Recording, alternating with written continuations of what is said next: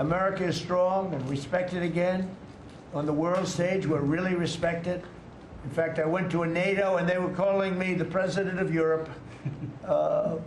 We're doing very well. We have a lot of respect. As you know, we have a problem with a war that our people are trying to settle now with Russia and Ukraine.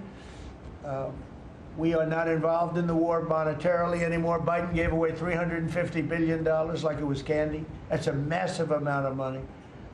And much of it in cash, a lot of it in equipment.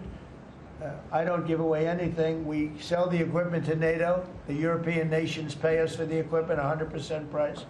And then they bring it to Ukraine or whatever they do with it. But we're trying to get that settled. I've settled 8 wars. This would be the 9th. And our people are over in Russia right now to see if we can get it settled. Not an easy situation. Let me tell you what a mess. It's a war that never would have happened if I were president. Not even a chance. And it didn't happen for 4 years. We've renamed the Department of Defense the Department of War, and I thought that would be controversial. And frankly, I tell you what, I haven't met one person, there's not one person I've met that doesn't like it. You know, think of it, we won World War I, World War II, everything in between, everything before it. And then we said, let's change the name.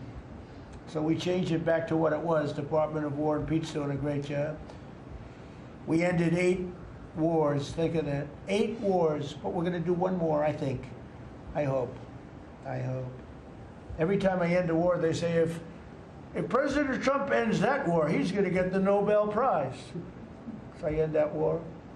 Well, he won't get it for that war, but if he ever gets it for the next war, now they're saying, if he ever ends the war with Russia and Ukraine, he's going to get the Nobel Prize. What about the other 8 wars? India, Pakistan. Think of all the wars I ended. I should get the Nobel Prize for every war, but I don't want to be greedy. Actually, the woman who got the Nobel Prize said, "You've got to be kidding. Trump deserves the Nobel Prize." So that was very nice of her. I appreciate it, which is true, actually. But I don't care about that. You know what I care about? I care about death. I care about all the people that are dying. And last month, 27,000 young people died, mostly young people, mostly soldiers, despite some missiles being shot into Kiev and other places. But think of it, mostly young people. 27,000 people died between Russia and Ukraine last month. What a shame. So we're restoring law and order to our cities and towns. If you look at what's happened, and I want to pay my deepest respects to those 2 incredible people from the National Guard in West Virginia they came from. I spoke to their parents. Sarah is gone. She passed away. She's looking down on us now, and she loves her parents, and they loved her. They were, somebody said, how are they doing? I said, the word is devastated. Doing. How are they going to do? They're devastated. The rest of their lives they're going to be devastated. She was an incredible person, highly respected, top of her class, everything. She was like a perfect human being. 20 years old, just started. She was like a baby. She was so proud. They were giving her a promotion. And she told the parents that she was getting a promotion. And they were so proud of her. Then they get a call that this happened. And we have one young man who's fighting for his life. He's fighting very hard. I think he's probably doing better than anybody. They said he didn't have a chance. I'll tell you, the one who said he's going to live is his mother. I spoke to his mother. Sir, he's going to live. I spoke to her very soon after this horrible event took place with this scum that is able to come into our country. I spoke to his mother. Sir, he's going to be okay. I'm telling you. No doctor thought that. Nobody thought that. He was hitting bad places, and she was like so positive. It was incredible. And it's possibly right, Pam, right? Possibly right. Boy, it would be amazing. If he lives, it would be amazing. A miracle, actually. But we're very proud of those 2 people. We're very proud of the National Guard. We're very proud of our military and our police and our firemen and women. If you go back and take a look a year ago, year and a half ago, it all changed, I think, on November 5th, the day of the election. But you go back before that, you couldn't get people to join the military, Pete, right? They didn't want anything to do with military. They wanted nothing to do with joining the police or the fire. They wanted nothing to do with anything. They had no spirit. The country it had no spirit, nothing. And now we just had the highest recruitment in history, and we're getting great people. We're getting great people. And I will say, despite what just happened, Washington, D.C. has become a really safe place. And I guess this lunatic probably was upset that the National Guard is so effective, because we were really, really effective, and we are. And Washington, D.C. is now considered a very, very safe city. We had crime numbers a year ago that was so bad, embarrassment, that the city, the capital of this country, could have numbers like that. And Washington now is, I mean, no murders, no this. It's been a miracle also what happened here. And now we're in Memphis, and we're going to New Orleans pretty soon. Over there, the governor called me. He'd like to have us go there. Governor Landry, great guy, great governor. He's asked for help in New Orleans, and we're going to go there in a couple of weeks. And we're doing a real job. Even Chicago's down a little bit because we have a minor force there. We could knock it down within 4 or 5 weeks. We could bring it down to almost nothing. But we have a governor that's grossly incompetent, and we have a mayor that's even more incompetent than the governor. He's a very low IQ person. And typically low IQ people don't make good mayors. Mr. President, thank you so much for taking questions with your assembled cabinet. I wanted to clarify something that you had said on Sunday regarding the boat strikes near Venezuela. You had said that you didn't know if the second strike on that one boat had happened, but you wouldn't have wanted it. Now that your administration has acknowledged that it happened, do you support that second strike? And Mr. Secretary, I want to clarify something you had said in an interview back in September, I believe on Fox News. You said that you had watched that strike live on television. In real time, did you know that there were survivors after the initial strike? Well, look, all I know is this. Every boat that you see get blown up, we save 25,000 on average lives, 25,000 lives. They've been sending enough of this horrible fentanyl and other things like cocaine and other things, but fentanyl right now is the leader of the pack, to kill our entire nation, because a little speck on the head of a pin can kill somebody. It's very dangerous stuff. I know so many people where their sons were drug addicts. They had one little sample, and they died. They died. They couldn't believe it. As far as the attack is concerned, I still haven't gotten a lot of information because I rely on Pete. But to me, it was an attack. It wasn't one strike, two strikes, three strikes. Somebody asked me a question about the second strike. I didn't know about the second strike. I didn't know anything about people. I wasn't involved in it. I knew they took out a boat.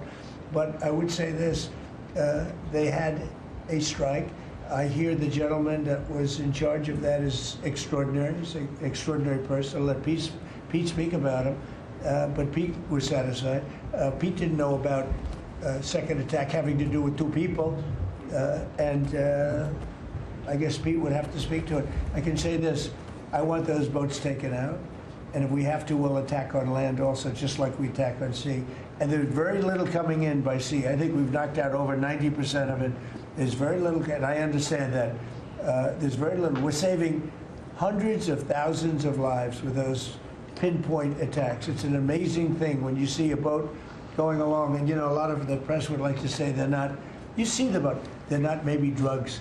You see these boats. First of all, who has 5 engines on the back of a boat going in weird directions and loaded up with lots of white containers? They're bags of things.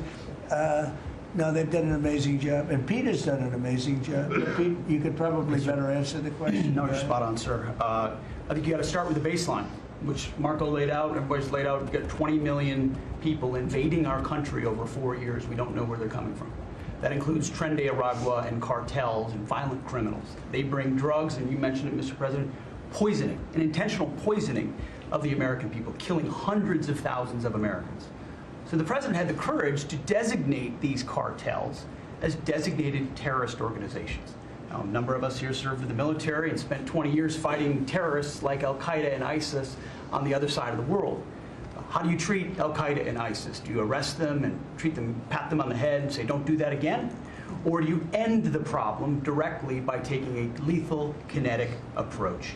And that's the way President Trump has authorized the War Department to look at these cartels. And I wish everybody could be in the room watching our professionals like Mitch Bradley, Admiral Mitch Bradley, and others at JSOC and SOCOM and other commanders. The deliberative process, the detail, the rigorous, the intel, the legal, the evidence-based way that we're able to, with sources and methods that we can't reveal here, that make sure that every one of those drug boats is tied to a designated terrorist organization. We know who's on it, what they're doing, what they're carrying. All these white bales are not Christmas gifts from Santa. This is drugs running on 4-motor fast boats or submarines that we've also struck. No one's fishing on a submarine. And I have empowered them to make that call. Now, the first couple of strikes, as you would, as any leader would want, you want to own that responsibility. So I said, I'm going to be the one to make the call after getting all the information and make sure it's the right strike. That was September 2nd. There's a lot of intelligence that goes into that, building that case and understanding that, a lot of people providing information. I watched that first strike live. As you can imagine, at the Department of War, we got a lot of things to do. So I didn't stick around for the hour and 2 hours, whatever, where all the sensitive site exploitation digitally occurs. So I moved on to my next meeting. A couple of hours later, I learned that that commander had made which he had the complete authority to do, and by the way, Admiral Bradley made the correct decision to ultimately sink the boat and eliminate the threat. He sunk the boat, and eliminated the threat. And it was the right call. We have his back. And the American people are safer because narco-terrorists know you can't bring drugs through the water and eventually on land if necessary to the American people. We will eliminate that threat, and we're proud to do it. So you didn't see any survivors, to be clear, after that first strike? You personally? I did not personally see survivors, but I stand, because the thing was on fire. It was exploded and fire or smoke. You can't see anything. You got digital. This is called the fog of war. This is what you in the press don't understand. You sit in your air-conditioned offices or up on Capitol Hill and you nitpick and you plant fake stories in the Washington Post about kill everybody, phrases on anonymous sources not based in anything, not based in any truth at all. And then you want to throw out really irresponsible terms about American heroes, about the judgment that they made. I wrote a whole book on this topic because of what politicians and the press does to warfighters. President Trump has empowered commanders to do what is necessary, which is dark and difficult things in the dead of night on behalf of the American people. We support them, and we will stop the poisoning of the American people. And Mr. Secretary, on the second strike, you said it happened more than an hour after the first. Did I hear it correctly? I couldn't tell you the exact amount of time. Minutes, or you went off the room, is what you're saying. I already stated my answer quite clearly. So remember this, we lost last year, I think it was more than that, but you know, people don't like saying it because they always said 100,000, 115,000, numbers we've been hearing for years. So we lost last year more than 200,000 people, dead people, ruined families beyond the 200,000. And those 200,000, that family will never be the same. But these people have killed over 200,000 people, actually killed over 200,000 people last year. And those numbers are down. Those numbers are down. They're way down. And they're down because we're doing these strikes, and we're going to start doing those strikes on land too. You know, the land is much easier. It's much easier. And we know the routes they take. We know everything about them. We know where they live. We know where the bad ones live. And we're going to start that very soon too. Mr. President, thank you so much, Mr. President. You know what, when we start that, we're going to drive those numbers down so low. And then you're going to have families be able to live without the fear of their son or daughter just having a pill to have a little fun and ending up dying within a period of 60 seconds, right? No, we're not going to let that happen. We're not going to let it continue to happen. What Biden did to this country by allowing all these people, and I call them animals in many cases, I think they're animals, to come into our country and destroy our country and let all those drugs pour in. Let people just walk across the border like it was nothing. You look at them, a lot of them, you know, you say, oh, let's not discriminate. I'm not talking about color. I'm just talking about, you look into the eyes of some of these people. We're smart. And you see a killer. Come on in. Just come on in. 11,888 murderers. Many of them committed more than one murder. He allowed them into our country, totally unvetted, totally unchecked. But he also allowed drugs to come in at record numbers, and hundreds of thousands of people a year died. And we're taking those son of a bitches out, yeah. But we had 0 people in the last 6 months. Illegal border crossings along the U.S.-Mexico border have plummeted to the lowest level ever recorded. Ever recorded. And nobody talks about that anymore. You know, it's crazy. They don't talk about it. You'd think they'd say, well, Trump's done a great job in the border. This country is being destroyed by the border. But you always find something new, like, is he in good health? Biden was great, but is Trump in good health? I sit here, I do 4 news conferences a day. I ask questions from very intelligent lunatics, you people. And I give the right answers. There's never a scandal, there's never a problem. I give you answers that solve your little problems. You go back and you can't find anything, but you do stories about Biden was in wonderful health. The guy didn't do a news conference for 8 months. If I go one day, I had one day where I didn't do a news conference, there's something wrong with the president. You people are crazy. I'll let you know when there's something wrong. There will be someday. That's going to happen to all of us. But right now, I think I'm sharper than I was 25 years ago, but who the hell knows? By the way, I took my physical. I got all A's, everything. But they said to me, would you like to take a cognitive test? I said, is it hard? They said, yes. I said, well, I'm a very smart person. Who was the last president to take one? No president has ever agreed to take one. Because when you get into the mid-questions, meaning, 10, question number 10, 11, 12, 28, 30, they get harder and harder. And they said, would you like to do it? I said, well, no reason to do it. Nobody's ever done it. I'll do it maybe, but there's really no reason. They said, sir, the problem is this is Walter Reed Hospital. And that's a military hospital. And that means that things are, sort of open. It's not like private where you have, if you do poorly, we'll have to, probably you'll find out. I said, I won't do poorly. I'm a smart person, not a stupid person. And as the doctor will tell you, I aced it. Right, Susie? I aced. I got every question right. And these are tough questions. These are questions that I would say 99% of the people that I'm talking to right now, meaning the people from the fake news, would not do well in those exams. But I'm the only one that took it. I got every single question right. And then I read in the New York Times, is Trump sharp? Trump is sharp. But they're not sharp. That's why they're going out of business, the New York Times. I hear that they're losing so much money, it's ridiculous. They're a bunch of fakers. But we can never let another thing happen like what happened to us with a fake election, with a rigged election, where a guy like Joe Biden assumes the presidency. Because the man was grossly incompetent. And he was incompetent 30 years ago. But he was really incompetent for those last few years, and our country was put at great danger because of it.